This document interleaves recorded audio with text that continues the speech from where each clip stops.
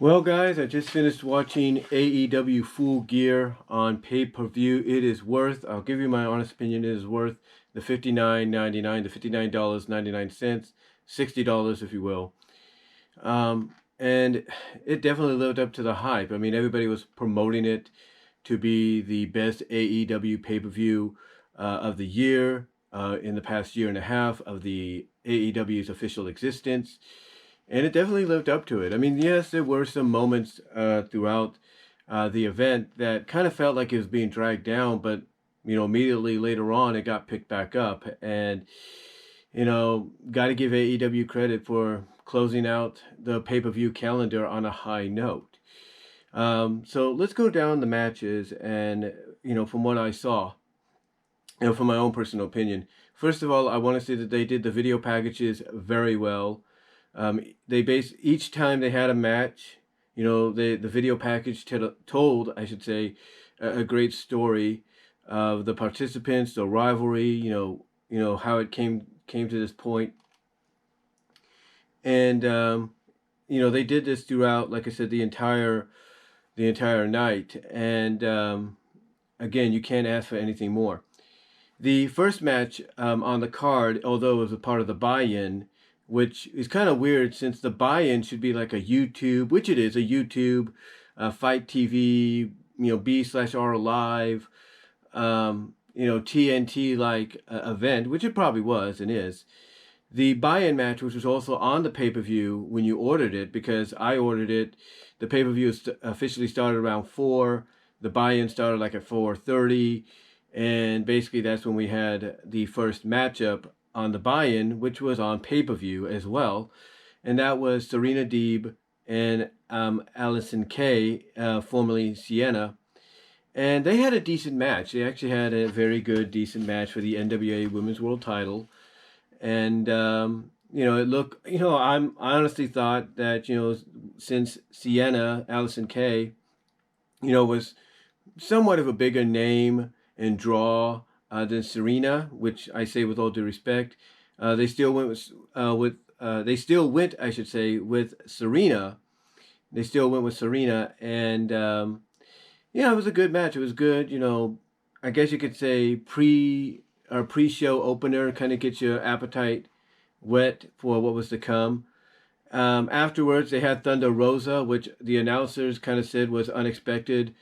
Show up and basically, continue that rivalry there. In other words, build up to an eventual rematch for the NWA Women's World Title. Because in case you guys don't know, the NWA and the United Wrestling Network, the NWA/UWN as it's called, and they were just advertising it here on television. They have a weekly pay-per-view very similar to what TNA used to do under the NWA banner, and even afterwards.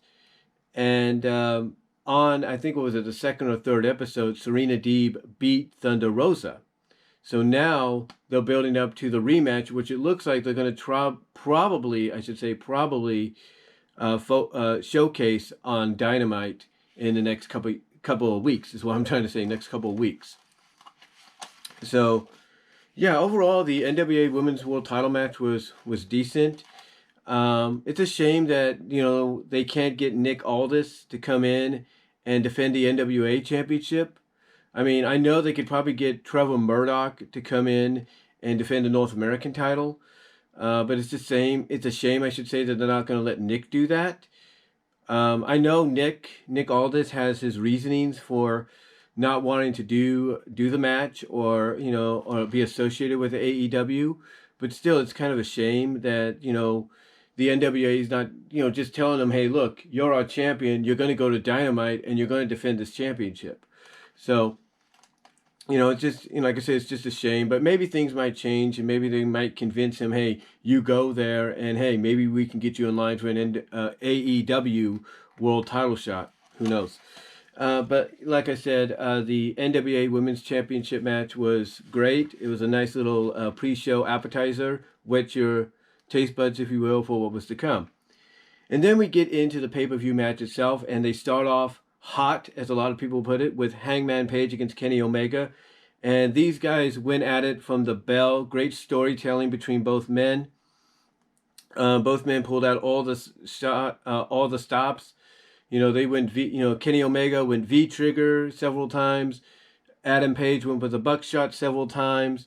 It was just a great, great opener. But in the end, Kenny Omega hits the one-winged angel to win the match and win the World Championship Eliminator Tournament, and thus earn himself a shot at the World Championship in the near future. And what I liked about it, again, this match had some great storytelling, is you had Adam trying to, fight off the, one-winged angel before Kenny was able to kind of power him or overfight him, and then hit him with the move to win. Now Kenny did try to go for the move many times. Even Adam tried to go for the move at one time, but they kept countering each other, playing up the fact that they know each other so well. And in the end, though, like I said, Kenny Omega hits the one-winged angel to win the match. Now, the next match they had on was, after that, was Orange Cassidy and John Silver, or John 4, numeral 4, Silver of the Dark Order. And a lot of people, like just Alex, thought it was going to be a comedic match. But it actually surprised a lot of people, because it wasn't just, originally it looked like it was going to start out to be comedic, a funny match. But it just suddenly turned everybody's heads all the way around, like, whoa, wait a minute, this is not what we expected. Because it was a showcase, because originally I thought, like everybody else did, it was going to be a showcase for Orange Cassidy, 75% of the time. But it was a showcase for both men. It showcased, Orange Cassidy being over with the fans and the young kids, apparently, that they even acknowledged. But it also put over John Silver as being, small for his size, but being a powerhouse, being a absolute powerhouse. I mean, there was a moment in the match where he lifted up Orange Cassidy with a one-arm gorilla press slam over the top rope. I've never seen that. I've never seen anybody, whether the John Silver size or Big Show size or whatever. I've never seen that. In the end, though, Orange Cassidy ended up winning. He hit his orange punch, and he hit his finisher, the beach blanket thing, I think what it's called, and he ends up winning the match. After that, the next match we had, I think, was Hikaru Ishida. I know I messed that name up wrong. Hikaru Ishida, and Nyla Rose. No, wait a minute, what wasn't that one? It was, the next match after Cassidy and Silver was Cody Rhodes and Darby Allin. And the video package they gave you for this was great. And it was, the match itself was tremendous storytelling. I mean, again, the opening match was a great example of storytelling in some ways. This was great storytelling at its best. I mean, obviously you started seeing, I should say, during the match, some heel tendencies from Cody, not being very serious about Darby, not taking him seriously, just toying with him at times. And that eventually throughout the match came back to bite him.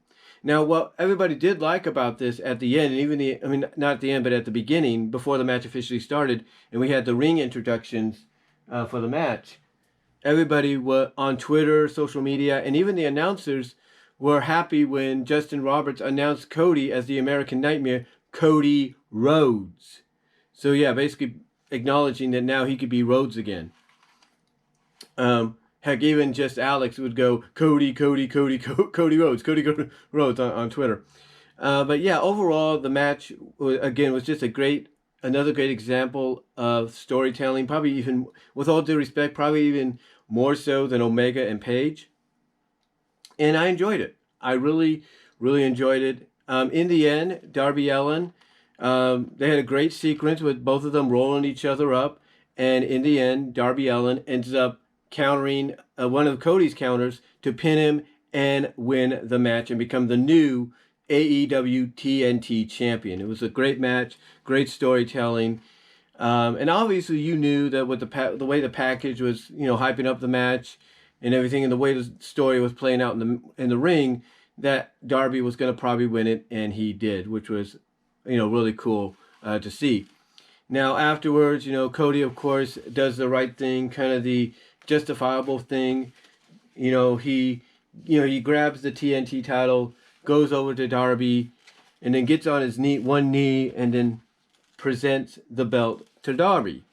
Now it's after this that we have Taz show up, and Taz, just is raining on the parade, calling out Cody, basically saying, and trying to insult Darby, saying, hey, stop being a wuss, stuff like that. Just, making fun of the fact that he's tearing up because this is his first major championship in a major organization.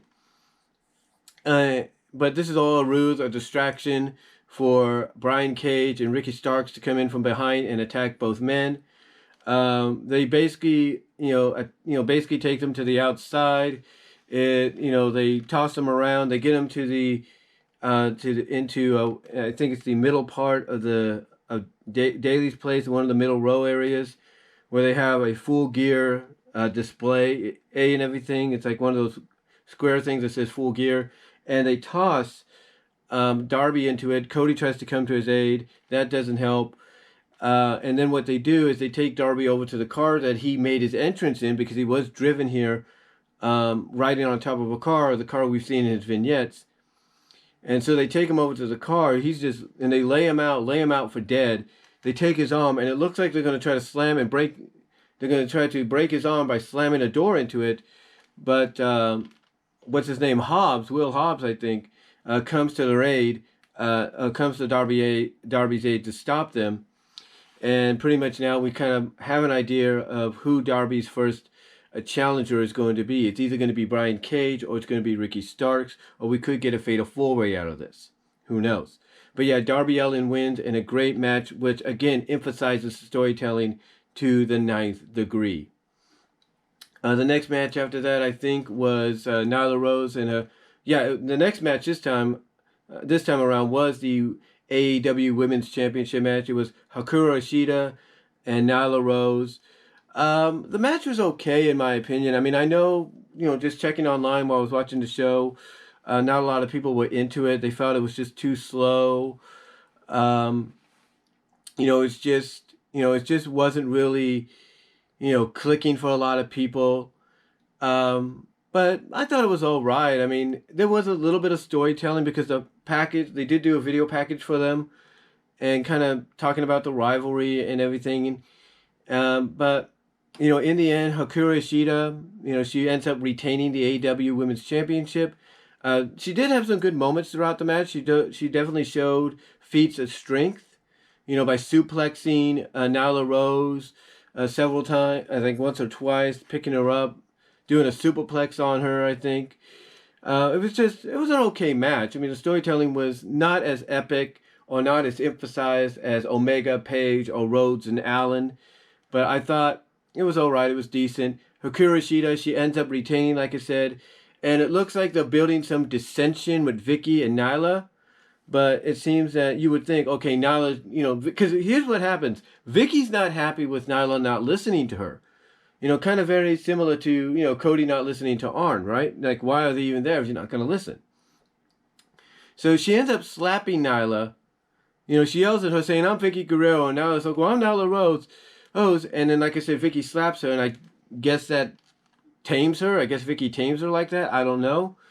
There's something going on there. And be honest, I think a lot of people will be more invested as to how Vicky did not get her comeuppance, if you will, at the hands of Nyla by disrespecting her, getting in her face like that, and just slapping her and just taking control of her again. Hopefully they play into that. Like, maybe Vicky has control of the contract. Because remember, there is one thing they kept playing up in the package, is that Vicky Guerrero said, hey, until Nyla gets her shot, or Hikaru Shida accepts our challenge for Full Gear, you're not going to see Nyla. So it makes you wonder, does Vicky have control over the contract? Hopefully they explore that. What was the match after that? Let's see. No, oh yeah. The next match. I'm sure I'm not missing anything. Yeah, the next match was the Young Bucks and FTR. And this definitely lived up to all the hype that people have been hoping for it to live up to. I mean, I mean, they build up on the fact that this has been a rivalry that's been going on for years, despite the fact that FTR, aka the Revival, was in WWE. Was in WWE at the time, and the Young Bucks were in New Japan and Ring of Honor and all that. They did play that up. They did mention it. And to me, this was just a great match overall. And to me, it was a great tribute to tag team wrestling between both teams. Just a great tribute. I mean, you saw FTR break out the Heart Attack. You saw them try to break out the Powerplex. The Heart Attack by Heart Foundation. Powerplex by Power and Glory. They were just breaking all these moves out. I mean, the Young Bucks were breaking out 3D, Twist of Fate, you name it. These guys just went all over the place. Well, not all over the place, but all over the place in the ring when it came to tag team wrestling. Just great overall. In addition, it had some great storytelling with Matt Jackson selling the ankle injury.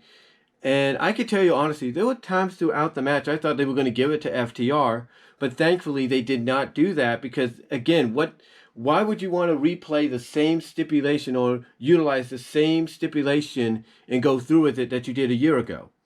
So, just a great overall match.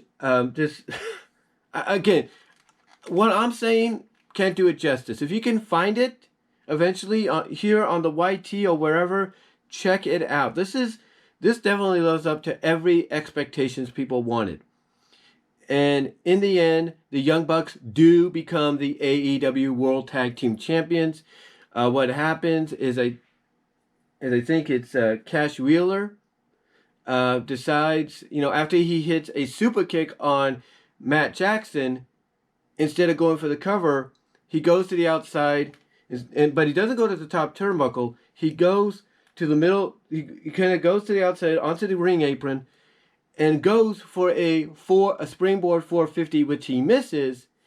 And Matt Jackson, with his bare foot, because they took the boot off to expose the injured ankle, with his bare foot, hits a super kick on Cash Wheeler and wins the match for him and his team. It's a great match, lived up to all the hype. It was built up to be great storytelling included. Again, you just have to go and see this matchup. And I love that they had Omega come in during the post-match celebration, and celebrate with them. And then, even though the announcers alluded to it, in the entranceway, you see Hangman Adam Page. They don't mention him. They say, "Oh, was that a shadow? Who was that standing in the entranceway? Was that whose shadow was that?" And all that. That's what they were alluding to. That's what they were saying. But we could all plainly see. And I was watching this pay-per-view for the first time on my 4K TV, my new 4K TV that I've talked about. You could tell that was Adam Page in the entranceway. Even though they didn't acknowledge it, they acknowledged that there was someone in the entranceway, somebody's shadow or figure, but they didn't say it was Adam Page, but it was. You could see it was Adam Page. So maybe they might play that into who the Bucks defend against next. FTR, of course, they leave dejected, like they can't believe they've lost to the Bucks. Thus, I guess, proving in storyline the critics right that the Bucks are better than FTR, better than the Revival. And Excalibur, I think, said it best that in story, FTR is gonna get a mouthful from Tully Blanchard for deviating from the original plan. So, yeah, Young Bucks end up winning the match, and then I think, yeah, we do. Next, we get the Elite Deletion match, and this was fun. This was a fun match. Obviously, AEW still has a lot to learn about cinematic matches. One of the things I think they need to learn about cinematic matches is no commentary necessary. You don't need to do commentary in a cinematic matchup. It was not necessary. I mean, I don't know, maybe it was just been too quiet and Tony Khan said, commentate, do your job. Tony, with all due respect, my friend, when it comes to a cinematic match, like a deletion match, you don't need commentary. Why do you think Total Nonstop Deletion was successful? Why do you think Delete, what was it? Delete or Decay was successful. Why do you think Final Deletion was successful? No commentary. No commentary whatsoever. They let the story, the atmosphere, do the selling, do the commentary for us. That hopefully is one thing AEW can work on. But this was an overall fun matchup. I mean, these guys, Matt Hardy and Sammy Guevara, they went all over the place. They brawled all over the compound. They brawled in front of the house. They brawled into a ring, which was a AEW ring, but basically the same ring we saw him utilized before when he had Bray Wyatt there. They went all over. And, of course, with a deletion match, you're going to have guest appearances. And throughout, we had appearances by, of course, Private Party. Then we had the Inner Circle, because they begin it with Matt getting on the phone with Private Party, but we didn't know that at first. Telling them, hey, you get here as soon as you can if I need you, because I got a bad feeling, this is going to be more than one-on-one, which Matt turned out to be correct about. But they just went all over. We got a lot of the classic deletion situations, places like we had the Roman candle fireworks. We had the Dome of Deletion. We had a whole bunch of, the familiarity of what fans expect when it comes to these kind of matches.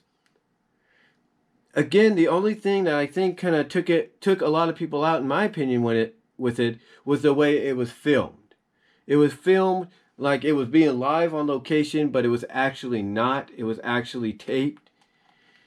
And again, I think it was the commentary. Look, I understand they're new to it. Hopefully they can improve on this in the future. And this is something that won't, if they do another deletion cinematic match, they won't make a mistake on. In other words, they'll let, like I said, the storytelling, they'll let the atmosphere, they'll let the competitors tell the story. Because again, I think what took people out of this, in my opinion, was the way it was filmed and the commentary. And here's my suggestion. Even though he works for WWE right now, they needed to get the advice of Jeremy Borash. They needed to get his, advice or his, supervision somehow into how this is done. I mean, I know he works for WWE, but they could have found a way. They could have gotten him to email them, Zoom call them, or whatever. I think if he would have been able to help in some capacity, which wouldn't get him in trouble with WWE, I think this would have been a better match. Not saying it wasn't fun. It was good. The way it begins is you have Matt Hardy. You have Neo, the Vanguard 2, if you will, shutting down Sammy's golf cart. Then you have, Matt Hardy come rolling in with a monster truck that says Straight Jacket on the side. I mean, it was all these kind of stuff, like I said, that you were used to seeing in these kind of matches. Again, the only thing that took us out was the way it's filmed and the commentary. I mean, you got music in there that you're used to hearing, but to me, I couldn't really hear it that much. I don't know if anybody else had that problem, but hopefully, again, they'll work on that. They'll fix that. The match ends when Sammy goes for a swanton off a huge freaking ladder, and he hits Matt with it. But Matt kicks out, and then Matt, he hits a twist of fate on Sammy in the ring, and then I think he did, he did hit Sammy with a twist of fate, and then Sammy gets back up, and Matt tackles him to the outside through 2 tables, which causes the back of Sammy's head to bust open, and apparently he may have injured his neck. We don't know, may have even clipped it, if you will, when he did the table spot off the ladder. But what happens afterwards is, again, you have Sammy's head's bleeding from the back, and Matt just chucks a chair at him, and Sammy is out, if you will. He chucks a chair. I think he hits a twist of fate on the floor. And then to finish him off, to really end the match, Sammy's head's on the concrete. Matt gets a chair. He gets a chair, and he literally goes, boom. concerto on the concrete, on Sammy's head between, while it's on the concrete, wins the match. And then he has Private Party come into the Dome of Deletion where the match ended and basically put Sammy Guevara in a trash can, puts it in a pickup truck, which is being driven by Senor Benjamin, and he drives off with, Sammy, basically trashed, if you will. And that's it. We see Rebby, she's playing on the piano. Then we see her celebrating with Private Party and the Hurricane. Yes, again, like I said earlier, they had, the usual things with these kind of matches. You saw some guest appearances. You had the Hurricane show up. Even when he got thrown into the Lake of Reincarnation, came out as reporter Shane Helms. And then he gets tossed back in, gets reincarnated back into the Hurricane. But even before this, we have Matt, he's getting ready to throw Sammy into the Lake of Reincarnation. And we hear this voice, this spotted voice. We see somebody in a hoodie with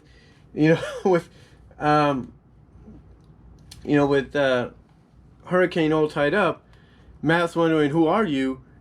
They remove the hoodie, and it's Gangrel. I'm like, Gangrel? Okay. So obviously he's there, and again, it's these kind of moments that you see throughout these kind of matches. But yeah, and of course when I think when Matt or Private Party saves Hurricane from Gangrel, Hurricane's like, hey Matt, what took so long? I've been tied up for 2 years and all that, and Matt has to basically has to break the fourth wall and say, oh man, I'm sorry, I would have been here sooner, but I had to make my way to AEW, storytelling, stuff like that. And Hurricane's like, oh, I guess that makes sense and all that. But of course, when he asked Matt, Forrest goes like, what's up with that?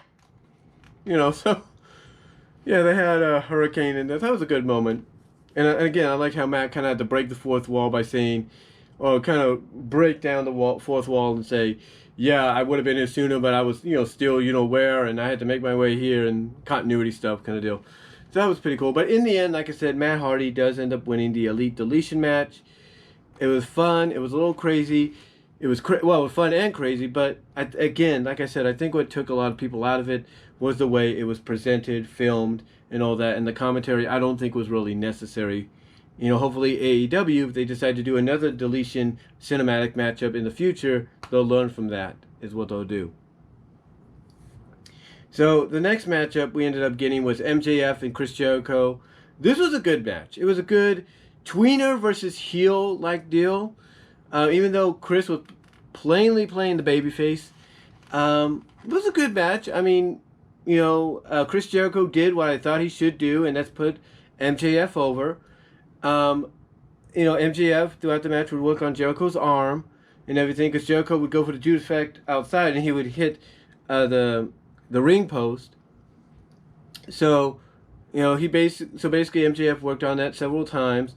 Jericho pulled out all the classic moves here, and even the announcers were kind of surprised by this, because this is not the Jericho they're used to seeing at this time. This is a Jericho of old. Like, he pulled out a Frankensteiner off the top rope, a lion salt, you name it. He's acknowledging the fans, and the fans gave Jericho a great ovation when he came out. They were singing along to his song and everything. So just an overall good. I'll say it. I thought it was an overall good match, and the right person won, in my opinion. And I love the ending sequence, because you have MJF. He's calling for Waldo to come down and give him the dynamite ring to use, and of course he can't, and because Jericho ducks it, blocks it, if you will, and then, not blocks it, but what happened? Yeah, Jericho ends up blocking it, because at the same time MJF's putting on the dynamite ring, and Jericho's getting a bat thrown in for him, Lucille, if you will, from Jake Hager, and MJF tries to hit him with the dynamite ring. Jericho tries to swing at MJF with the bat, misses. MJF notices, the referee's going to turn around, basically gives the double bird, and then flops down a la Eddie Guerrero, lie, cheat, and steal kind of deal. Jericho gets caught, tries to tell Audrey Audrey, the referee, that I didn't do anything. I didn't hit him. This is enough for MJF to roll up Jericho off the distraction, get the 1-2-3, and thus get himself membership into the Inner Circle along with Waldro, and that's it. And to me, this is just the beginning of the seeds being planted of dissension and betrayal. And I believe that's going to start this upcoming Wednesday on Dynamite. But yeah, it was a great moment. And like I said, MJF went over. He's the new member. But like I said, this starts the beginning of the dissension between Jericho and MJF. And, and the betrayal of the Inner Circle on Jericho. And the way the dissensions are beginning is not beginning with MJF and Jericho. No, it's beginning with Hager and Waldo.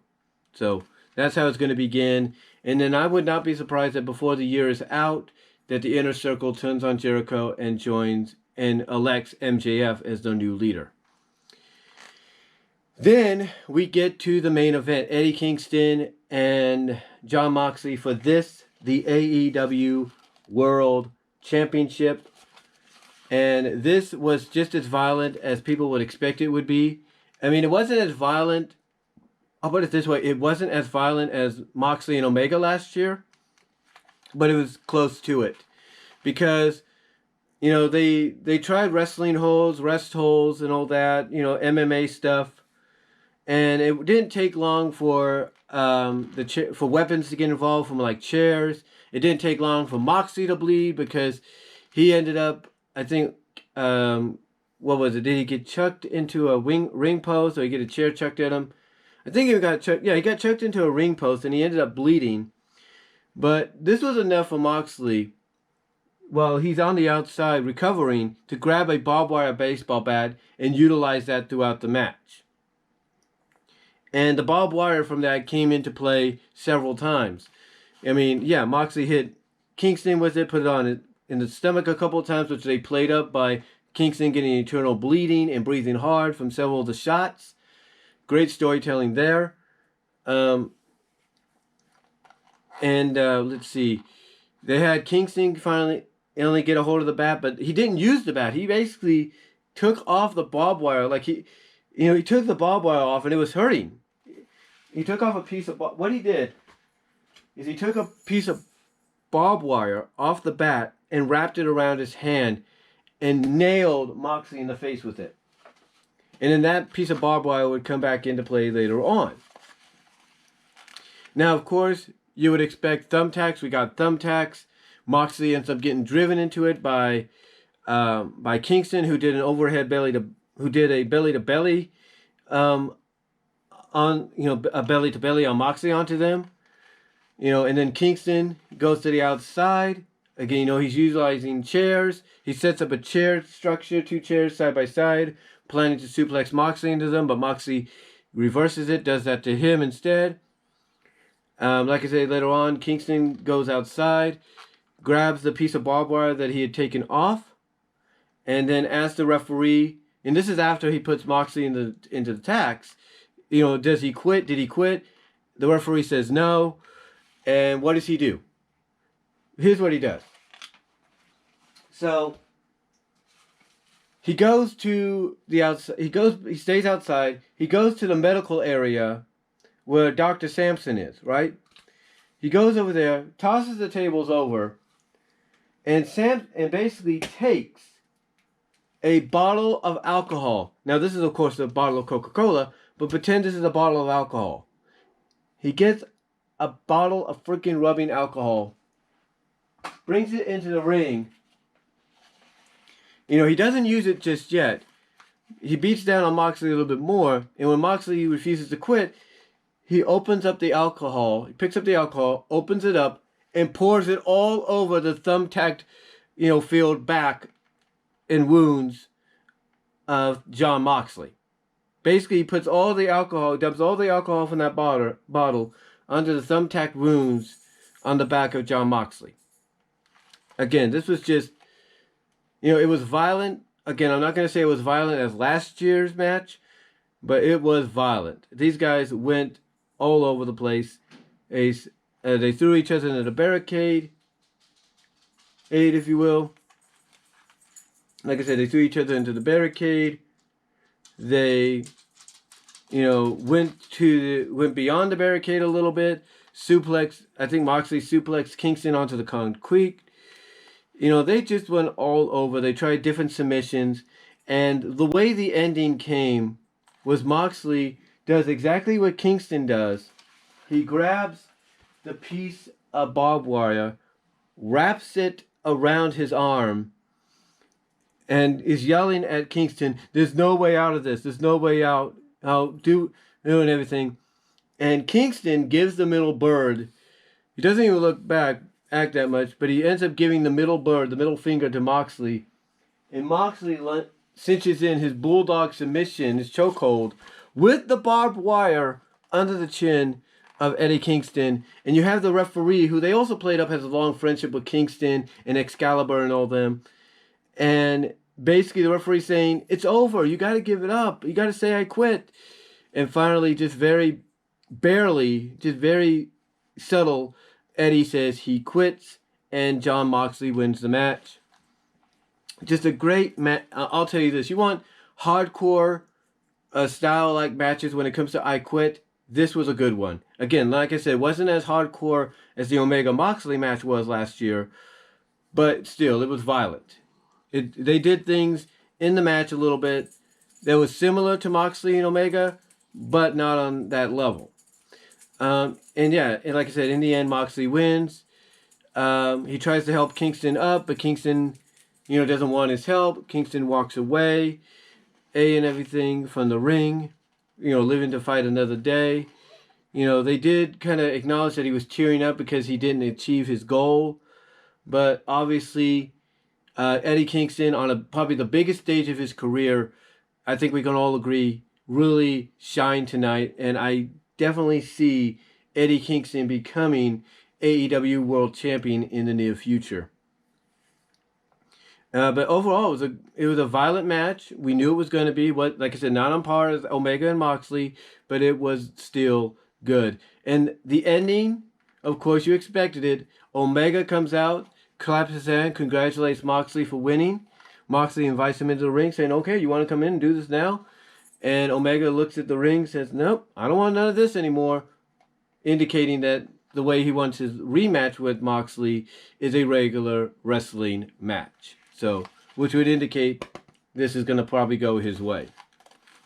So, overall, though, AEW Full Gear definitely lived up to the hype people were, praising it to live up to. People were acknowledging it's going to live up to. Just an overall great pay-per-view. Definitely worth the $59.99, the $60, if you will. And I DVR'd it, so I have it saved up to record onto DVD later. But yeah, it definitely lived up to the hype. All the matches, with a few hiccups here and there, lived up to what people were hoping they lived up to. And we got some developing story arcs coming up, between certain people, certain individuals in AEW, like Nyla Rose, Vicky Guerrero, possibly FTR, Tully, just a lot of things. And they did hype up Dynamite, of course they did. They hyped up two big matches coming up. A bunkhouse brawl, a bunkhouse tag team match with QT Marshall and Dustin Rhodes against the Butcher and the Blade. Because they had a promo with them, and they had QT Marshall acknowledge that the bunny, Allie, basically was infiltrating the Nightmare family and, and everything because she was bored or something like that. And Dustin's like, hey, Dustin follows that up by saying, "Hey, there's many great women that have come through this, that have been in this sport, Allie, and you're not one of them." So that's going to be that's going to be a violent match on Dynamite. And don't be surprised if Brandy gets involved as well to keep Allie at bay. And then they hyped up a rematch. They called it 2, the sequel. And that is Penta El Zero against his brother Ray Phoenix. Basically, Pentagon Jr. against his brother Ray Phoenix on Dynamite. So, and they also advertised that there's going to be a women's match, I think. It's Tanya Conta with Anna Jay against Red Velvet with Brandy Rose. So, again, overall, the AEW pay-per-view was great. They did advertise that this Tuesday we're going to get an announcement on AEW Games YouTube page or something to come. Particularly, I think we all know what it's going to be. It's going to be basically the announcement. We're going to get something like this. Possibly for both, the PlayStation 4, Xbox One, PlayStation 4, Xbox One S, PlayStation 5, and the Xbox Series X and Xbox Series S. So expect that to be the announcement, one that everybody's been waiting for. But in the end, guys, I highly enjoyed this. And maybe this is going to get me back to watching wrestling on a weekly basis. Probably mostly AEW right now because they seem to be doing, they seem to be hitting all the right gears. Especially going towards the end of the year, going into 2021. And can't wait to see what the future holds. So, yeah, the pay-per-view lived up to the hype. Definitely check it out if you can. And check out the matches like Darby Allin, Cody, Bucks, FTR, Moxley, Kingston, Page, Omega. Check those out. You will really, really enjoy them. And if you want, check out the Elite Deletion match. Again, I think AEW needs to work on the cinematic stuff and basically make sure that there's no commentary needed in this kind of a matchup. On that kind of scenario. So overall, it was a great pay-per-view. Highly enjoyed it. And that's all I'm going to say, guys. So till next time, take care. God bless. I'm out.